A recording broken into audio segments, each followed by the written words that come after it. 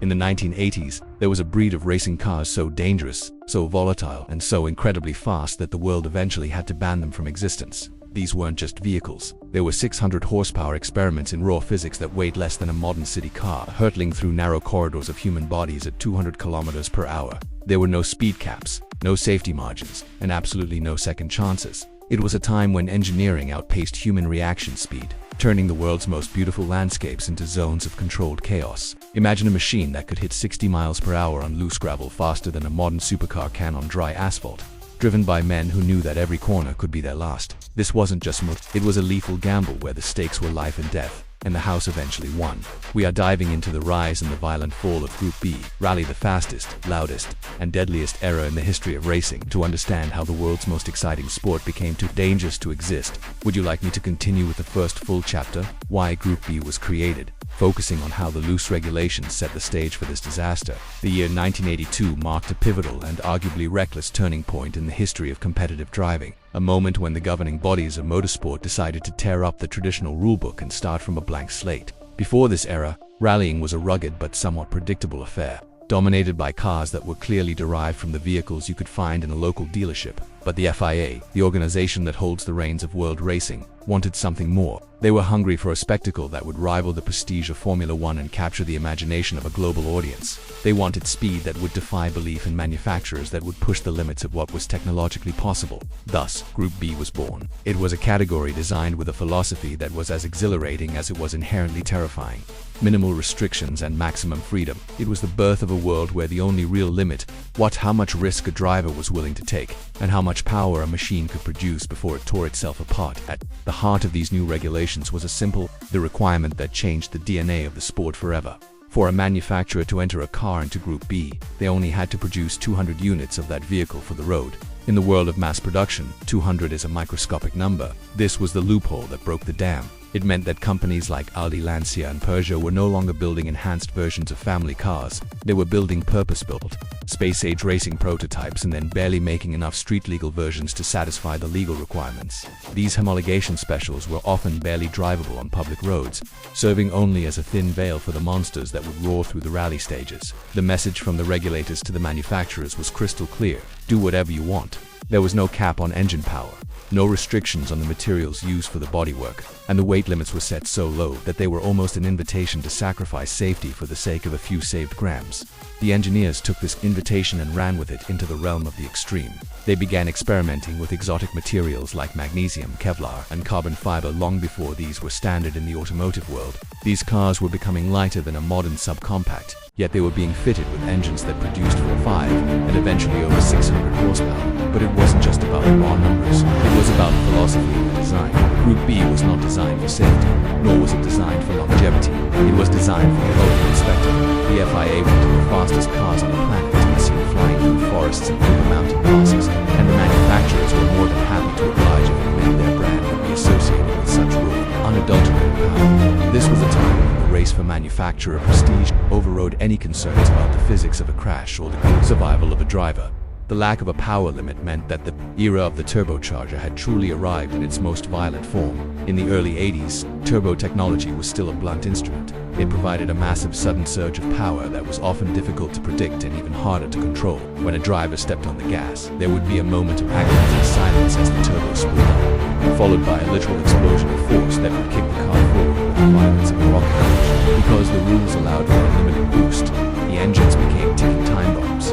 Pressure inside the cylinders was so immense that engines would frequently melt or explode mid-stage. Yet, the pursuit of more power never stopped. Every rally saw a new iteration, a new tweak to the turbo, a new way to squeeze just 10 more horsepower out of a block of aluminum. The sport had become a laboratory for speed, but it was a laboratory without any safety protocols. As the weight of the cars dropped and the power rose, the margin for error evaporated. The chassis were often made of thin tubular frames, designed to be as light as possible to maximize the power-to-weight ratio. This meant that in the event of a high-speed impact, there was very little structure to protect the occupants. The fuel tanks were often placed in precarious positions, sometimes even directly under the seats of the driver and navigator, to keep the center of gravity low and the weight balanced. It was a recipe for a fireball. The drivers knew this, the engineers knew this, and the FIA certainly knew this. But the crowds were growing. The television ratings were soaring, and the sheer adrenaline of the sport was intoxicating. The momentum of Group B had become a self-sustaining force that no one wanted to slow down, even as the machines began to outpace the human ability to react to them. The atmosphere in the paddocks during those early years was one of frantic, almost manic innovation. Each team was trying to out-engineer the other with increasingly desperate and brilliant solutions.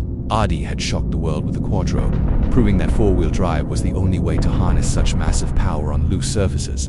In response, Lancia abandoned the traditional rear-wheel drive layout of the legendary 037 and moved toward the complex, twin-charged system of the Delta S4. Everyone was chasing the same dragon: more grip, more power, less weight. The do whatever you want mantra had created a vacuum of regulation that was being filled by pure, unbridled ambition. It was a beautiful, chaotic race to the edge of a cliff, and everyone was too mesmerized by the speed to notice how close the drop-off really was. By the mid-1980s, the evolution of these cars had reached a point of no return. They were no longer just cars. They were specialized instruments of speed that required a level of focus and physical endurance that was almost superhuman. The drivers were becoming pilots of low-flying aircraft that never truly left the ground but never felt quite tethered to it either. The rules had successfully created the greatest show on earth, but in doing so, they had also created a monster that the creators could no longer control. The system had prioritized the roar of the engine and the blur of the passing scenery over the basic principles of human safety. It was a golden era built on a foundation of sand, and as the cars got faster and the crowds got larger, the cracks in that foundation were starting to show.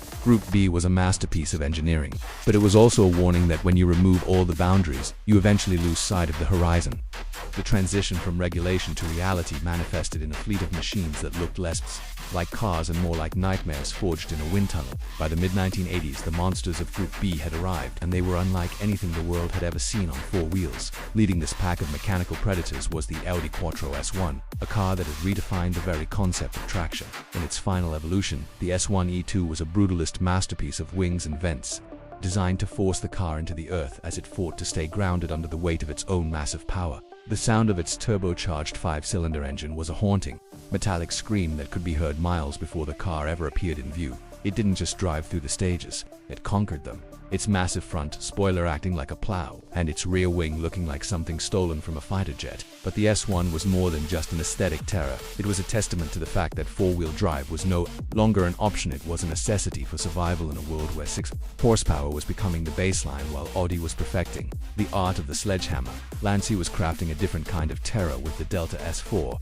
This was a machine that defied conventional engineering logic. To solve the problem of turbo lag, the agonizing delay between pressing the pedal and the engine's response, Lancia engineers did the unthinkable. They equipped the car with both a supercharger and a turbocharger. The supercharger provided low-end grunt, and as the revs climbed, the massive turbo would take over, creating a seamless and terrifying wall of acceleration that never seemed to end.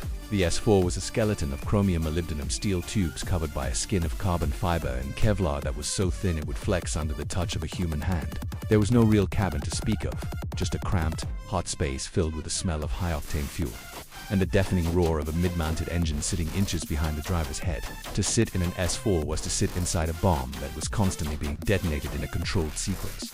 Then there was the Peugeot 205 T16, a car that looked like a common hatchback but shared nothing with it other than a vague silhouette. The T16 was perhaps the most balanced of the monsters, featuring a mid-engine layout and a sophisticated four-wheel drive system that made it incredibly agile. However, in the hands of pilots like Henri Toivonen, that agility turned into a dance on the edge of a razor blade. Every time the T16 landed from a jump, the sheer force of the impact would test the structural integrity of its lightweight frame. Beside it sat the Ford RS200, a bespoke supercar built from the ground up with its composite body designed by Kia and its engine fitted with perfect weight distribution. The 200 rupees represented the ultimate evolution of the philosophy. It was a purposeful, refined, capable of speeds that should have been possible in narrow, winding forest traffic. The statistics of these machines remain shocking, even by modern standards. On loose gravel, a surface where a normal car would struggle to make any purchase. These Group B monsters could sprint from 0 to 100 kilometers per hour in approximately 2.3 seconds. This meant that, on a dirt road in the middle of a forest, a Group B car was accelerating faster than a modern-day Formula One car on a pristine asphalt track. This wasn't just speed, it was physical violence. The drivers described the experience as a constant battle against a machine that wanted to escape their control. Because there were no electronic aids, no traction control, no anti-lock brakes, and no active suspension, the driver was the only factor on the road. They had to balance the throttle with millimeter precision, knowing that a fraction too much too little and let the massive turbochargers fall out of their power band, leaving the driver helpless. The sheer power delivery was the most treacherous aspect of these cars. The turbochargers of the 80s were not the smooth, computer-controlled units we have today. They were primitive and massive.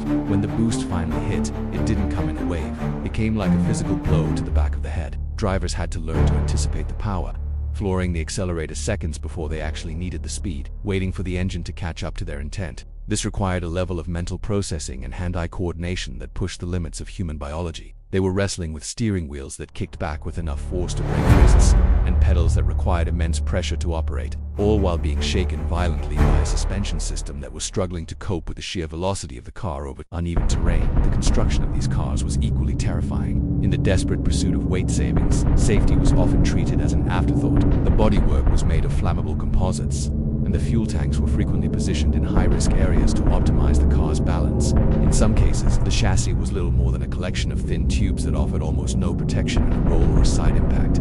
There were stories of drivers removing interior panels or even thinning out the glass of the windshields just to save a few more kilograms. The cars were so light and so powerful that they spent a significant portion of every stage in the air. When they landed, the stresses placed on the magnesium wheels and the suspension components were so great that mechanical failure was a constant, looming threat. These machines were built to win, not to survive a crash. To see a Group B car in full flight was to witness a triumph of engineering over common sense. They were beautiful in their brutality, representing a moment in time when humans dared to build machines that were faster than their own reflexes. The engineers had succeeded in creating the ultimate racing cars, but in doing so, they had created something that was no longer a tool for the driver, but a master that demanded total submission. These cars didn't just go fast, they distorted the environment around them. The trees became a green blur, the road became a narrow ribbon of gray, and the engine noise drowned out everything else in the world. They were magnificent, terrifying, and fundamentally wrong for the world they inhabited. They were the monsters of Group B, and as the 1986 season progressed, it became increasingly clear that the world was not big enough to contain them for much longer. The violence of the machines was about to be matched by the violence of the reality they had created.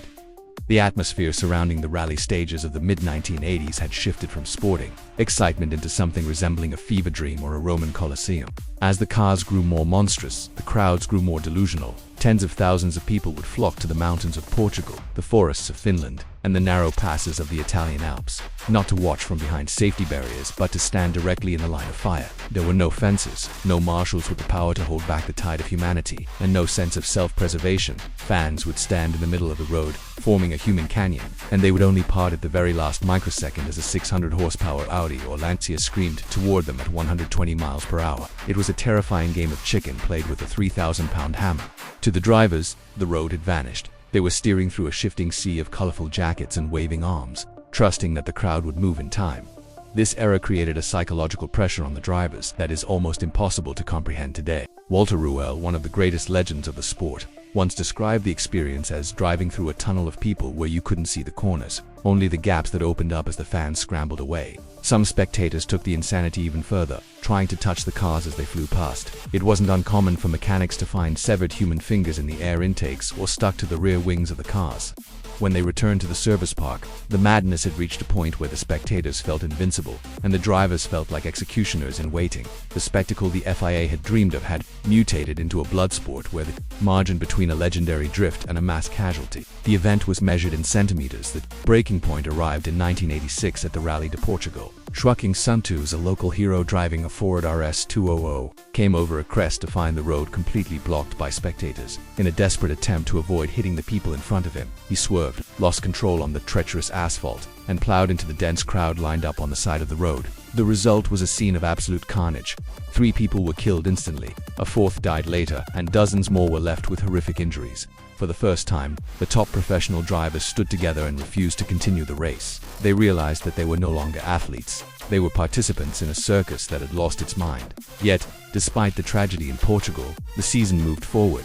The momentum of Group B was like one of its own turbochargers. It had so much boost that it was nearly impossible to shut down once it started. The final, definitive blow to the era came on the winding, sun-drenched roads of Corsica. Henri Toivonen was the golden boy of the Lancia team, a driver whose talent was so immense that he could make the terrifying Delta S4 look like it was under his total command. But Toivonen was suffering from the flu, exhausted, and pushing a car that even he admitted was insane.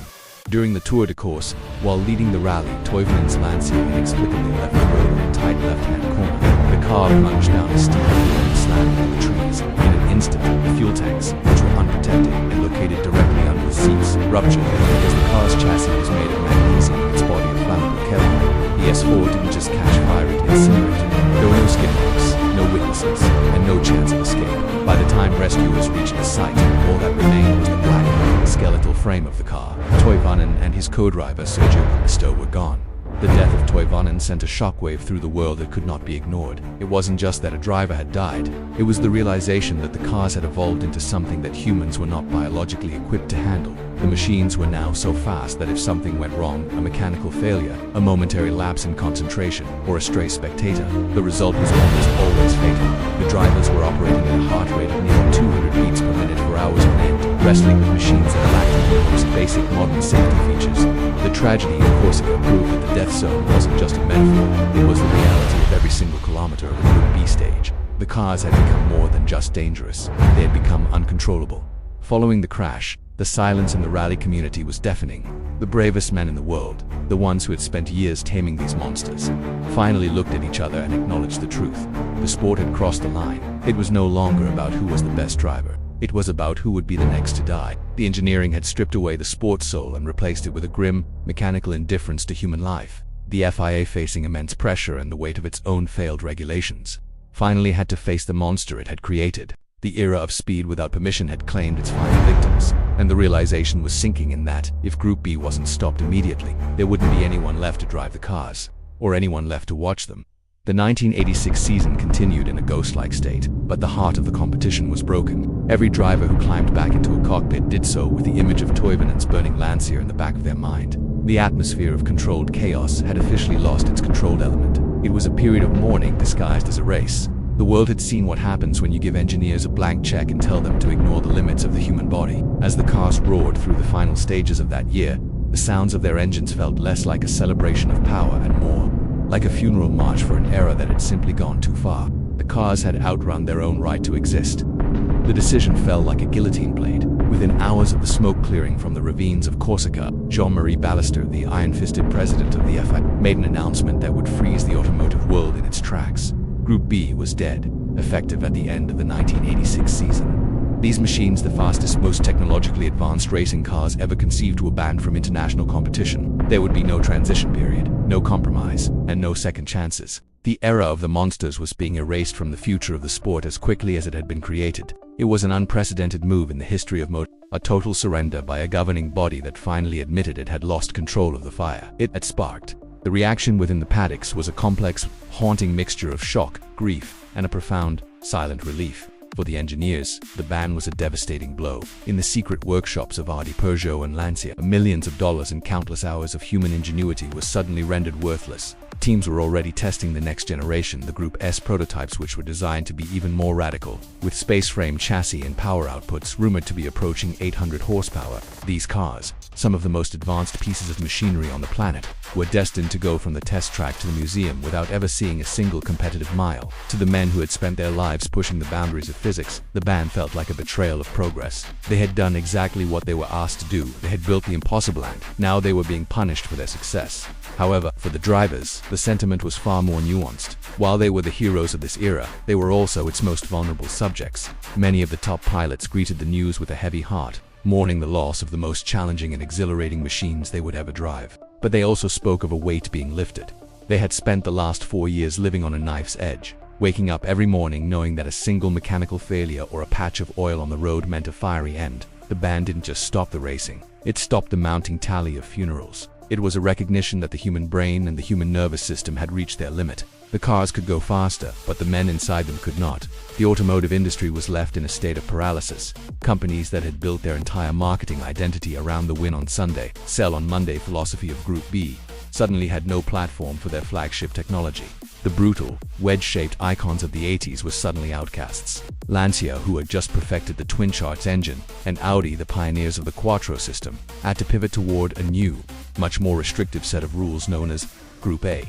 These new rules required 5,000 production units instead of 200, effectively forcing manufacturers to go back to building cars that actually resembled the ones people drove to work. The prototypes in disguise were gone, replaced by vehicles that were slower, heavier, and infinitely safer. It was a day the music died for the hardcore enthusiasts, but it was also the day the sport regained its sanity. The ban also sent a ripple through the legal and ethical landscape of sports. It sparked a global conversation about the responsibility of organizers and the limits of entertainment. Was a spectator's thrill worth a driver's life? Was technological progress more important than human survival? The end of Group B proved that there is a point where spectacle becomes sacrifice. The FIA's decision was an admission that motorsport cannot exist in a vacuum.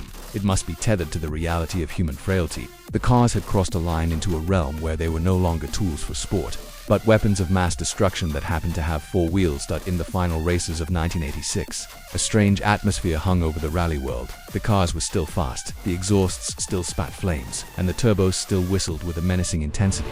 But the soul of the competition had changed. Every stage felt like a farewell tour. Fans flocked to the roads to catch one last glimpse of the S1s and the T16s, knowing they were witnessing the end of an evolutionary branch of machinery that would never go again. It was a funeral march at 200 kilometers per hour. When the final checkered flag waved at the end of the season, the cars were loaded into transporters, not to be prepared for the next year, but to be locked away. The ban didn't just end a category of racing, it ended a mindset. It closed the door on a period where too much was never enough. The world of rallying would move on, and it would eventually become safer and more professional, but it would never again be as wild. The ban ensured that Group B would remain frozen in time, a brief, violent and magnificent window into what happens when humanity decides to ignore all the rules. It was the day the world decided that some speeds are simply not meant for the earth, and that some machines are too dangerous to be allowed to run free.